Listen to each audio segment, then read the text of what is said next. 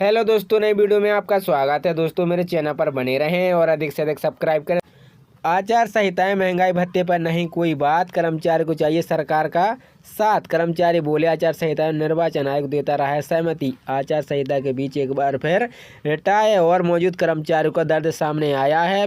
पीड़ा बताई है कि केंद्र सरकार जिस प्रकार सुविधा दे रहा है वैसी राहत मध्य प्रदेश लोक सेवकों को नहीं है, जबकि महंगाई भत्ते जैसी सुविधाएं आचार संहिता से निर्वाचन आयोग सहमति पर मिल रही हैं। केंद्र से निरंतर पीछे चल रहे हैं राज्य के कर्मचारी। महंगाई भत्ते संघ के प्रदेश अध्यक्ष छात्रवीर सिंह राठौर का कहना है कि केंद्र से कम महंगाई भत्ते में काम चलाना पड़ रहा है, जबकि निरंतर महंगाई की जा रही है कि जिस प्रकार सरकार अपने कर्मचारियों को महंगाई भत्ता दे रही है उतना ही लाभ मध्य प्रदेश में किया जा रहा है। यह महंगाई उठाई गई है कि इसके लिए निर्वाचन आयोग की सहमति ली जानी चाहिए। महंगाई कर्मचारियों की मांगें पूरी नहीं किया गया है। दूसरे राज्यों में निरंतर पीछे चल रहे प्रदेश के कर्मचारी। एसबी सिंह मध्य प्रदेश स्वास्थ्य मंत्री कर्मचारी संघ के प्रदेश अध्यक्ष ठाकुर एमसी कहना है कि प्रदेश में कर्मचारियों को अन्य राज्यों की तरह सुविधा भुगतान नहीं हो पा रहा है। प्रदेश में कर्मचारी निरंतर दूर से राज्यों की सुविधा से पीछे चल रहे हैं। सरकार को सुविधाओं के लिए समय सीमा निर्धारित करना चाहिए ताकि कर्मचारी समय सीमा से लाभ प्राप्त कर सकें। उन्होंने कहा कि इस संदर्भ में पहले ही राज्य सरकार को पत्र लिखे गए लेकिन कोई ध्यान नहीं दिया गया है। वहीं अनेक राज्यों से कर दिया 100% भुगतान। तिवारी पुरानी पेंशन बहाली के राष्ट्रीय अध्यक्ष प्रमोद तिवारी का कहना है कि कई राज्यों में चुनाव चलते हुए अपने कर्मचारियों को जुलाई 2023 से 42 से 46% महंगाई भत्ता महंगाई राहत कर दी है। मध्य प्रदेश नई सरकार के गठन के बाद अभी तक महंगाई भत्ते को लेकर सरकार द्वारा चुनावी जाने से कर्मचारी जगत में निराशा उत्पन्न हो रही है। कैबिनेट बैठक से पहले कर्मचारियों को लगता है कि प्रदेश के मुख्यमंत्री से किया जा रहा निरंतर आगमन सद्य किया है। भारतीय मजदूर संघ के संबंध में पेंशन महासंघ के सचिव सुधीर सिंह का कहना है कि मोहन यादव जी से निवेदन है कि प्रदेश के 7.50 लाख से अधिक कर्मचारी और 4.50 लाख सेवानिवृत्त कर्मचारी को अधिकारियों को महंगाई भत्ता महंगाई राहत प्रदान करने से आदेश जारी किए जाएं ताकि महंगाई भत्ते में कर्मचारियों को जीवन का निर्वहन अभितक तरीके से कर सकें। सब्सक्राइब करें। तो केंद्र सरकार की तरफ से कर्मचारियों को महंगाई भत्ता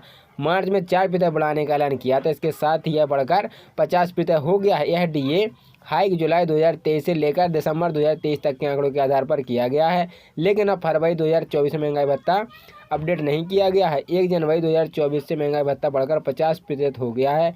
नियम अनुसार महंगाई भत्ते में 50% होने पर जीरो होने का नियम है। इस नियम के साथ वेतन आयोग लागू करते समय बनाया गया था, लेकिन इसे लागू होने पर अभी कोई अपडेट नहीं है। AICPay इंडेक्स के डाटा में टेंशन बढ़ा दी है। जानकारों का कहना है कि इसे जीरो किया जाएगा, लेकिन फरवरी में जारी होने वाले इंडेक्स के डाटा से टेंशन बढ़ा दी है। लेवल ब्यूरो की तरफ से यह डाटा शेयर नहीं किया गया। महंगाई भत्ते में कैलकुलेशन जुड़ा आंकड़ा 28 मार्च को जारी होता था, लेकिन इस बार इसे रिलीज नहीं किया गया। इसका पहला कारण होगा कि लेवल ब्यूरो इसकी कैलकुलेशन बदल रहा है, इसलिए इसकी किसी प्रकार का बदलाव नहीं किया गया है। दूसरी तरफ यह भी अंदाज़ा लगाया जा रहा है कि आंकड़ों की काउंसलिंग उसी तरह जारी होगी। बड़ा हो दिया 1 जुलाई से लागू किया जाएगा। अगर सरकार की तरफ से अगला महंगाई भत्ता बढ़ाया गया तो इसे 1 जुलाई से लागू किया जाएगा।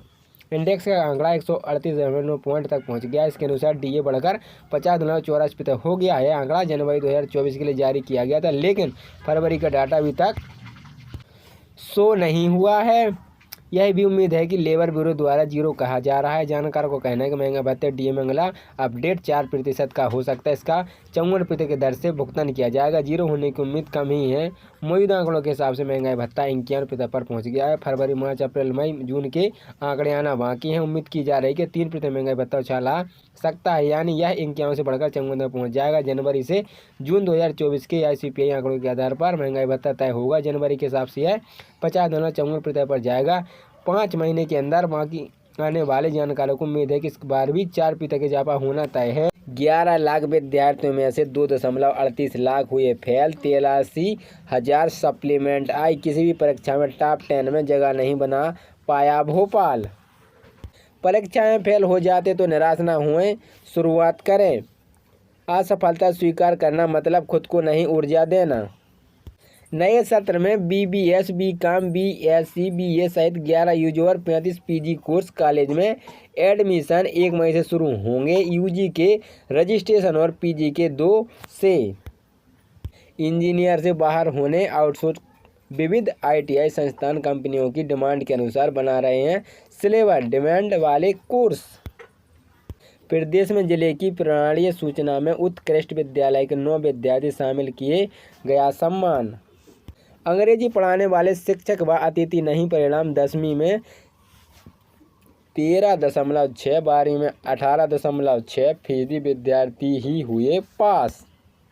साल भर क्लास के बाद भी 3 हाई स्कूलों का रिजल्ट 25 से 36% पर सिमटा। 37 से 60% बच्चे हुए फेल। पर्याप्त स्टाफ और सुविधाओं के पास भी स्थिति गंभीर उठा रहे हैं सवाल। परिवार के सपोर्ट शिक्षकों के मार्गदर्शन में छात्र छात्राओं ने हासिल की सफलता।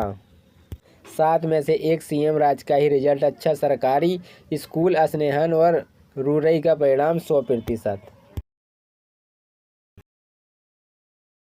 हाई कोर्ट ने प्रमुख सचिव को अपने खाते में जुर्माना चुकाने के निर्देश।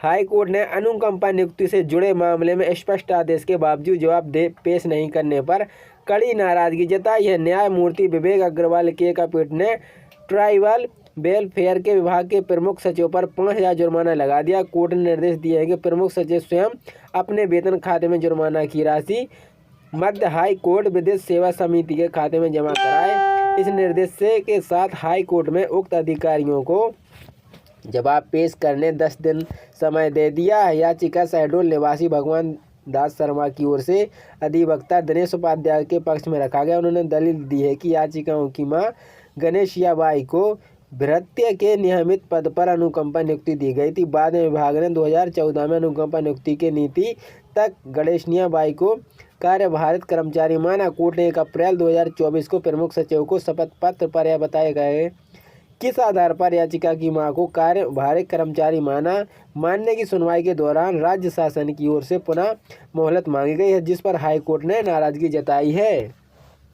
शारीरिक परीक्षा ग्वालियर में कराने का आया पत्र। असमंजस में पुलिस प्रशासन। 8 साल पहले भर्ती रैली में हुआ उपद्रव से उबरी नहीं पाया प्रशासन। सुप्रीम कोर्ट के मामले का अब व्हाट्सएप पर भी मिलेगा अपडेट। वकीलों पक्षकों को अग्रिम सूचना देने को व्हाट्सएप मैसेजिंग व सूचित केस दाखिल व सुनवाई सूचीबद्ध होने की देंगे सूचना। इसमें कागज की बचत के साथ ही धरती को संरक्षित करने में मदद मिलेगी। निर्वाचन कार्य में लापरवाही बरतने पर 14 संकुल प्रभारियों को थमाए नोटिस। कक्षा 10वीं की छात्रा ने सल्फास खाकर दे दी जान।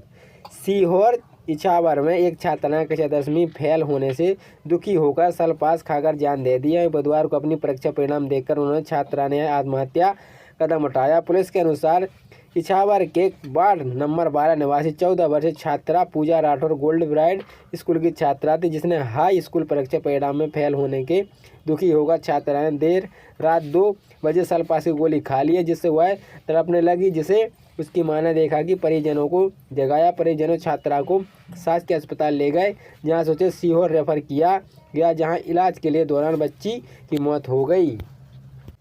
10वीं 12वीं के खराब रिजल्ट ने ली बच्ची की जान, 6 ने किया सुसाइड। प्रदेश में इस बार दोनों बोर्ड की परीक्षाओं का परिणाम बेहद निराशाजनक रहा। रिजल्ट खराब होने से 3 स्टूडेंट ने फांसी लगाकर, 1 ने जहर खाकर दी जान। पालकों को शिक्षकों ने बच्चों के समग्र विकास पर चर्चा की। स्कूलों यूनिवर्सिटी के छात्रों को बताए मलेरिया से बचाने के उपाय।